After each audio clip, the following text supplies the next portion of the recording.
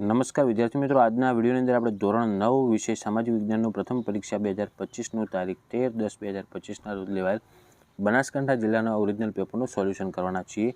તો ખાસ મિત્રો વિડીયોને અંત સુધી જરૂરથી જોજો. સોલ્યુશન પછી તમારે કેટલા માર્ક્સ આવે છે કોમેન્ટ કરજો. તમારા જે બીજા મિત્રો છે એમને શેર કરજો અને આવા ઉપયોગી વિડીયો માટે આપણી ચેનલને સબસ્ક્રાઈબ કરી દેજો. પહેલાં મિત્રો વિભાગ એમાં તમારે જોડકા આપેલા હતા, જેમાં પહેલું તમને આપેલું છે કે રશિયાની બોલ્શેવિક ક્રાંતિ. તો એમાં જવાબ આવશે મિત્રો સી 1917. બીજું છે ભારતમાં રેલવેની શરૂઆત. તેમાં આવશે ઓપ્શન ઈ 1853. ત્રીજું છે રાષ્ટ્રસંઘની સ્થાપના. તેમાં આવશે ઓપ્શન એ 1920. અને ચોથું છે બંગભંગનું આંદોલન. તેમાં આવશે ઓપ્શન બી 1905. ઓકે, એમાં 6 લખેલું હતું પણ ભૂલ છે એટલે 1905 આવશે. પછી આપણે એક વાક્યમાં જવાબ આપવાનો હતો. પાંચમું છે ભારતની મધ્યમાંથી કયું વૃત્ત પસાર થાય.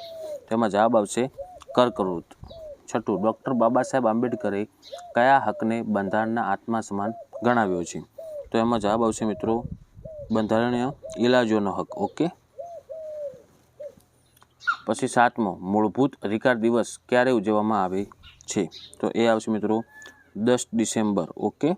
ખાલી જગ્યાઓ પૂરવા નથી કે સંસદનું ઉપલું ગૃહ ખાલી જગ્યા છે. તો એમાં જવાબ આવશે રાજ્યસભા. પછી આગળ 9મી ખાલી જગ્યા છે. ખાલી જગ્યા સંયુક્ત રાષ્ટ્રનું સૌથી મોટું અંગ છે. તેમાં આવશે સામાન્ય સભા. 10મું છે ભારતનું સર્વોચ્ચ શિખર. માઉન્ટ એવરેસ્ટ આવશે. એમાં 10મામાં આવશે માઉન્ટ એવરેસ્ટ. પછી 11મું છે ખરા કે ખોટા જણાવો. તો વાઇસરોય કરઝને બિહારના 2 ભાગલા પાડ્યા. તો એ બધાને ખોટું થાય.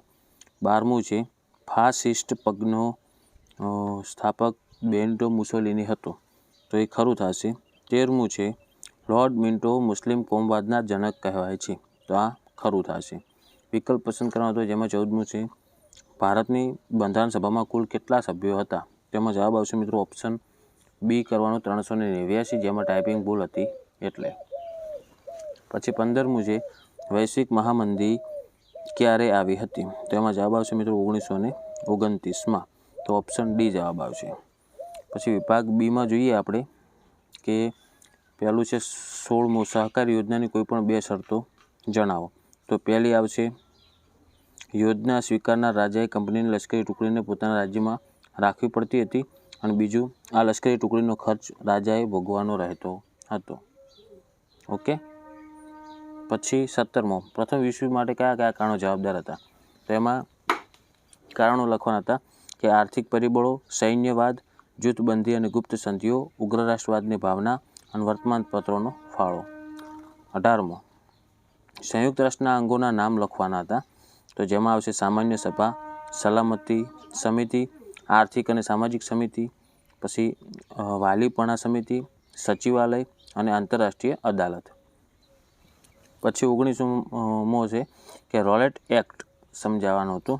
તો આ એક્ટ અંગ્રેજ સરકારે ભારતમાં થતી ક્રાંતિકારી પ્રવૃત્તિઓને દબાવવા માટે બનાવ્યો હતો. આ કાયદા મુજબ કોઈપણ વ્યક્તિની શંકાના આધારે ધરપકડ કરી શકાતી હતી અને તેને ન્યાયાલયમાં દલીલ કર્યા વિના કે અપીલ કર્યા વિના સજા કરી શકાતી હતી. ઓકે. 20મો છે સાર્વત્રિક પુખ્ત વય મતાધિકાર કોને કહેવાય. તો જાતિ, જ્ઞાતિ, ધર્મ, ભાષા, શિક્ષણ, લિંગ, આવક કે જન્મસ્થાનના કોઈપણ ભેદ વગર 18 વર્ષ કે તેથી વધુ ઉંમરના ભારતના દરેક નાગરિકને મતદાન કરવાનો અધિકાર મળે તેને સાર્વત્રિક પુખ્ત વય મતાધિકાર કહેવાય. પછી 21મો છે મને ઓળખો. તો પહેલું છે હું કાયદા સમક્ષ સમાનતા અને કાયદાનું સમાન રક્ષણ ખ્યાલો સમજાવું છું. તો એમાં જવાબ આવશે મિત્રો પહેલામાં સમાનતાનો હક. બીજું, હું બંધારણના આત્મા સમાન છું. તો એમાં આવશે મિત્રો બંધારણીય ઇલાજનો હક. ઓકે. પછી 22મું છે કે એમાં ખદર એટલે કે નદીઓના નવા કાંપના મેદાનો ખદર તરીકે ઓળખાય છે. અને આ જમીન ખૂબ જ ફળદ્રુપ હોય છે. ઓકે. બીજું છે અપસારી પ્લેટ. તો પૃથ્વીના પેટાળની ભૂસંચલનીય પ્લેટો જ્યારે એકબીજાથી દૂર જાય ત્યારે તેને અપસારી પ્લેટ કહેવાય છે. અને આ પ્રકારની પ્લેટ હલનચલનથી પૃથ્વીની સપાટી પર ફાટ અને જ્વાળામુખી જેવી પ્રક્રિયાઓ થાય છે. 23મો નદીઓનું આર્થિક મહત્ત્વ. તો નદીઓનું આર્થિક મહત્ત્વ જો સિંચાઈમાં કામ લાગશે, જળ વિદ્યુત ઉત્પાદનમાં કામ લાગશે, જળ પરિવહન માટે પણ કામ લાગશે અને ઉદ્યોગોનો વિકાસ માટે પણ કામ લાગશે. અને તફાવત આપવાનો હતો કે હિમાલયની નદીઓ અને દ્વીપકલ્પીય નદીઓ. ઓકે. તો આ નદીઓ હિમાલયની નદીઓ 12માસી હોય અને દ્વીપકલ્પીઓ મોસમી હોય છે. અને હિમાલય નદીમાં પ્રવાહ માર્ગ લાંબો અને પહોળો હોય અને પેલામાં ટૂંકો અને ખડકાળ પ્રદેશમાં વહે અને હિમાલય નદીઓ મોટે ભાગે સર્પાકારે વહે અને તેઓ જે દ્વીપકલ્પી નદીઓ સીધી રેખામાં વહે છે. બસ આ રીતના તફાવત લખવાના હતા. ઓકે, તો મિત્રો આ થઈ ગયું આપણે ધોરણ 9 વિષય સામાજિક વિજ્ઞાનનું ઓરિજિનલ પેપર અને એનું સોલ્યુશન. તો આશા રાખું છું મિત્રો કે વિડીયો તમને ઉપયોગી બન્યો છે. તો વિડીયોને લાઇક કરો, તમારા કેટલા માર્ક્સ આવશે કોમેન્ટ કરજો. આવા ઉપયોગી વિડીયો માટે આપણી ચેનલને સબસ્ક્રાઈબ કરજો. હવે મળીશું મિત્રો આપણે નેક્સ્ટ વિડીયોમાં. Thank you so much for watching my videos. Thank you so much.